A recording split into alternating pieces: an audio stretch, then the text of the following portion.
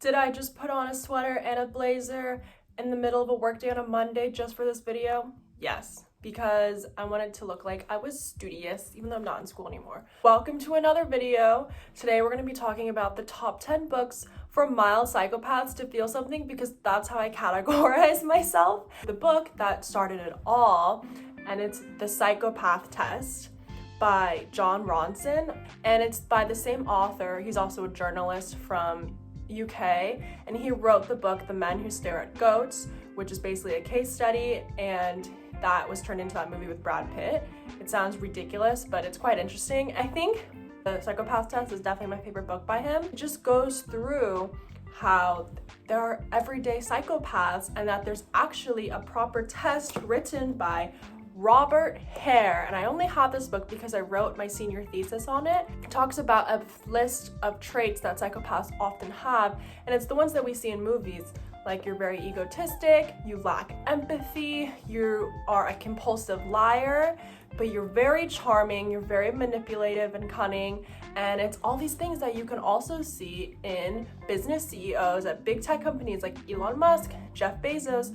Also hinting at my senior thesis. If you want to read it, I'll put a link in the bottom. It's also 70 pages, so it might be a longer read. This book got me hooked because he goes through and meets all these different people, like serial killers, and he meets this one man in his book, and this guy faked madness in a bar to get out of going to prison and to get sent to a mental institution because it's less intense than going to prison. And so this guy got into a bar fight, and he was like, he faked madness. Once he got at the mental institution, he couldn't get out because you can't fake non-madness, you know? Like, a crazy person could say, oh, I'm fine, I'm not crazy, and then they're literally insane and a psychopath. So he also might be a psychopath because he did get out, and then he got into another fight and then went to prison again. So that was a whole thing. But anyways, it just goes through the entire journey. He goes through all these people, goes through the checklist, and the checklist, again, is not something you could actually diagnose yourself with, that, oh, I'm a psychopath, because it actually needs to be initiated by a psychiatrist. But you can read the book. It's only like 200 pages or something, super easy to understand, and it's very interesting because there's tons of little different stories in it. The second book that I read that's also based on a movie is Gone Girl by Gillian Flynn. Fucking crazy, I'm still like mind fucked from it. If you can't see like gory things, this is definitely much better. I haven't seen the movie, but I saw clips, and I can read scary stuff. I just can't watch it. That's why I read all the wiki plots first on horror movies, and I just never watch them. But I like to know what happens. And this just goes through like the craziest, smartest, like psychopathic woman. I'm kind of spoiling it, but you can already tell like it's a fucked up book, right? And from the movie trailer, but I super recommend it. It's such a thriller. I read it in, I think, 2 days. It's only, okay, it's not only, but it's 400 pages, but it's so exciting, and every end is a cliffhanger, and that's the kind of book I love because it makes you want to keep reading. And I'm gonna throw in, this doesn't count as number 3, but Gillian Flynn also has a book called Sharp Objects. I haven't read it, but I watched the TV show on HBO Max. It's the one I've been telling all of you to watch. Thank you, Josh, for watching it, and Nick has already seen it, but it's so good. I think Sharp Objects is way better. I think actually it is way better than Gone Girl.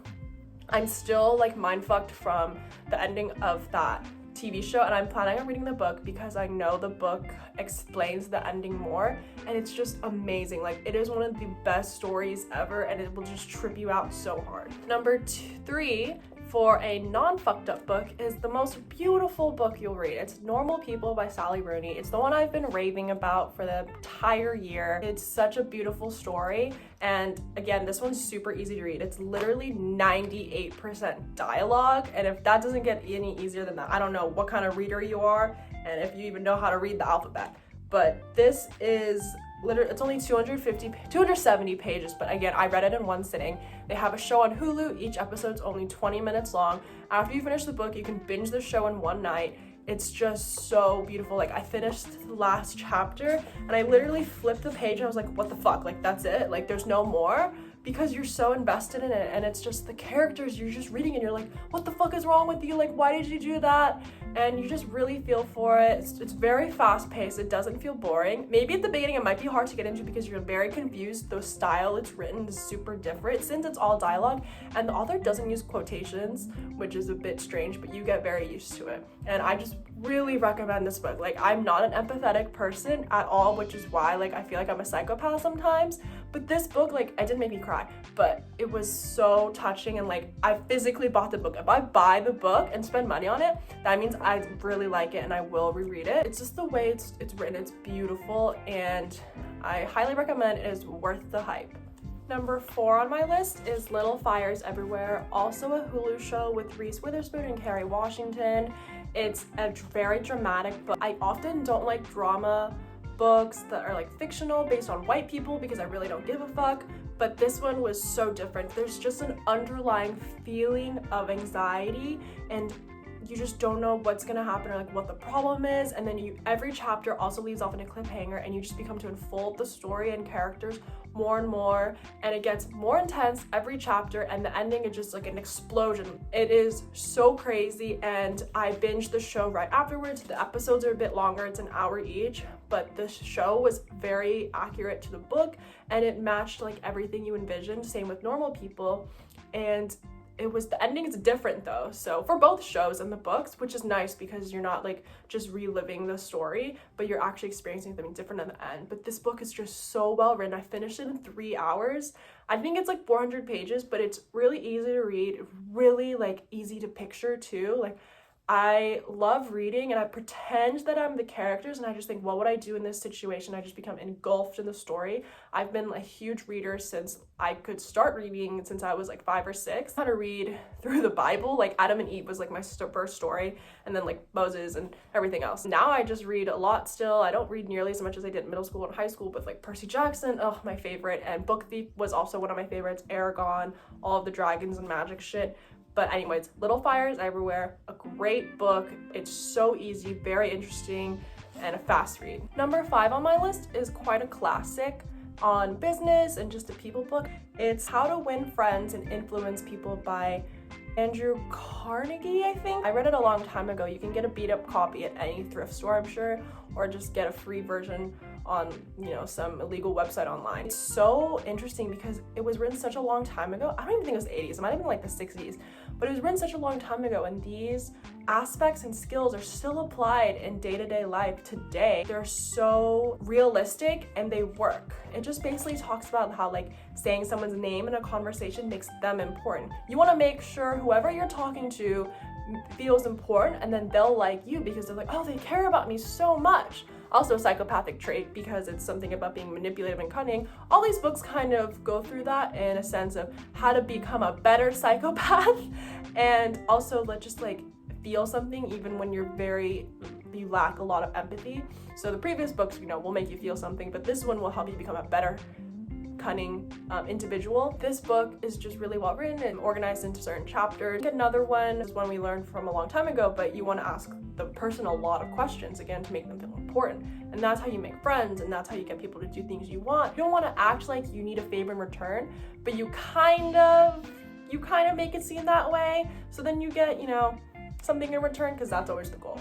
As a psychopath, I can agree to that. Grit by Angela Duckworth. I don't know why I thought that transition would be good, but I thought it would bring some motion to this video because it's just me sitting here. Grit by Angela Duckworth. Angela Duckworth is a professor at UPenn. God, I wish I went there. She has a podcast with the Freakonomics author. I also love Freakonomics, but I just don't think it matches the theme of this video. I think everyone should still read Freakonomics. It's just very interesting, and they have like 4 different books. And she's on a podcast with the Freakonomics guy called No Stupid Questions. I mentioned it in my other vlog, but it's really interesting. It's only 30-minute episodes with like a 5-minute commercial, so it's really 25 minutes. And she talks about in this book, Grit, why some people are more successful than others, and it doesn't matter like how smart you are. It really matters on how your determination, your passion, and how much practice you put into it. It solidifies like everything we've read on articles or things your parents have taught you, and also mentions a few new things, and it's very specific with the case studies and the people she talks with, and it's just very inspiring and motivating and will make you want to become a better person. Again, beating your competitors because that's what life is about, and making money because that's a passion. And this book is just very like, you want to get the fuck up and be like, okay, I'm gonna do this, this, and this, but you still stay in bed because it's quarantine and we have nothing else to do. But, you know, you have those moments where you're like, okay, I'm going to be the best person I can be. And this book is such an easy read too. You can find a free copy online. That's what I did. That's what I do for most of my books because the library's not open right now. Otherwise, I would go to the library. This book was just really inspiring. I read it a few months ago. You can do a lot of research on Angela Duckworth. She's like this Asian woman who's extremely whitewashed though, but she's very, very fucking smart. Obviously a professor at UPenn, but she's also worked insanely hard. Everything she says is so insightful. She also seems kind of like an annoying person in real life, but that's something else. And again, just this book was such a great read and really puts things into perspective. And like back to something a little bit more emotional is When Breath Becomes Air. It is one of the most touching books. Like I cried.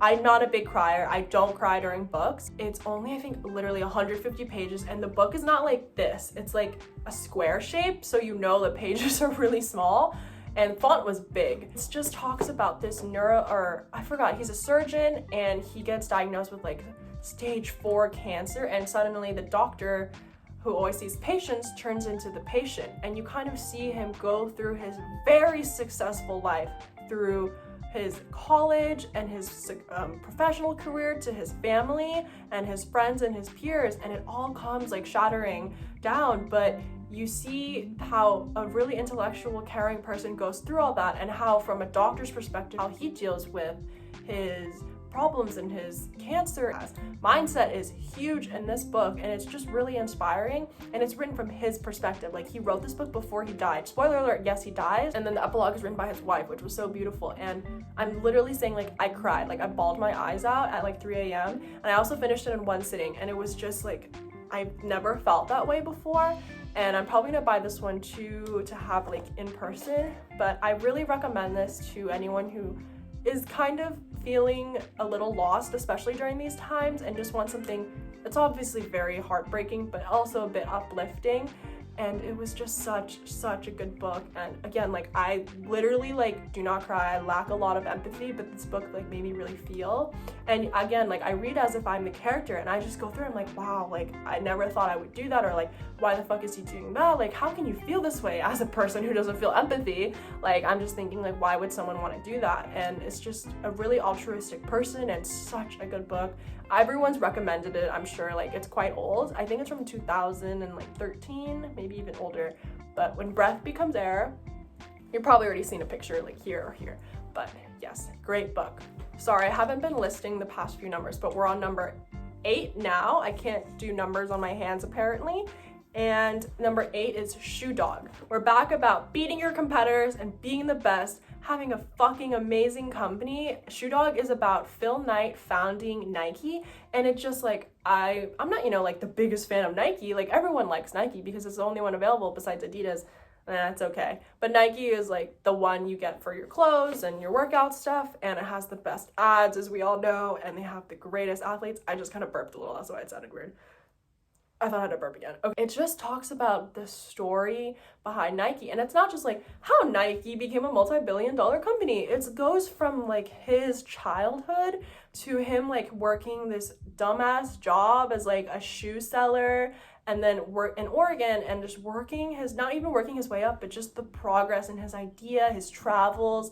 And it's written by him. It's written like a fictional book. Like you seriously finish each chapter, you're like, wow, I cannot believe this is happening. Like this happened in real life, because it's just so shocking and like crazy that this is what the story was truly like. Very intriguing, such an easy read, just because everything is like, whoa, I gotta know what happens next. Like, how did he solve that problem? Wow, I can't believe how many obstacles he had. Like, it's literally like a movie where one good thing happens and 2 bad things happen, and you're just like, fuck, like what is the character gonna do? But this is literally the founder of Nike. It makes you appreciate the company and the story so much more, but also taking advice from this person and seeing his motivation, his determination, and how he stuck with his perseverance, and why that's like one of the most important things to be successful. Another book that I had to read for my senior thesis was the Steve Jobs autobiography that he wrote before he died, and it's a long one. I think it was 400-500 pages. He was like a fucking psychopath. According to my analysis, based on my senior thesis, he was crazy. Like, he was so intense and so insanely smart. But this book also, it's different from Shoe Dog, because Shoe Dog, again, was written like a fictional story. Like, it's fun, it's exciting. This one was like kind of a bit more, like, I do have to admit there were some parts that I skipped over, like the part about his daughter. Like, I don't give a fuck about that. And it's just amazing though, also the story behind Apple and how like he created so many enemies, but you can see his personality and character through the book, and it's not always a good one, so it's very authentic. It's like quite sad to see him in the end when he dies. You kind of feel for him as a psychopath, him as a psychopath himself, but as a psychopath, you still have feelings. The book just really delves into that, and I just thought it was very interesting to see, like, you know, the Pixar acquisition, and you got to see a lot of behind the scenes business stuff. And if you're not interested in like the financials or how it all went down, you can obviously skip that part, but for me, I always think it's really interesting how those deals happen. My last book that's been a favorite since I was in middle school, and it's not really about how to become a better psychopath or how to feel something. This one is more about how you look at the world and how you see philosophy. It's a philosophical book called Sophies World. My stepmom recommended it to me. It's also quite old. It's half a philosophical history textbook / a fictional story, but the way it's written, it's like a magic fictional story, and it's just like, fuck, like you're combining it all and you just get mind fucked halfway through,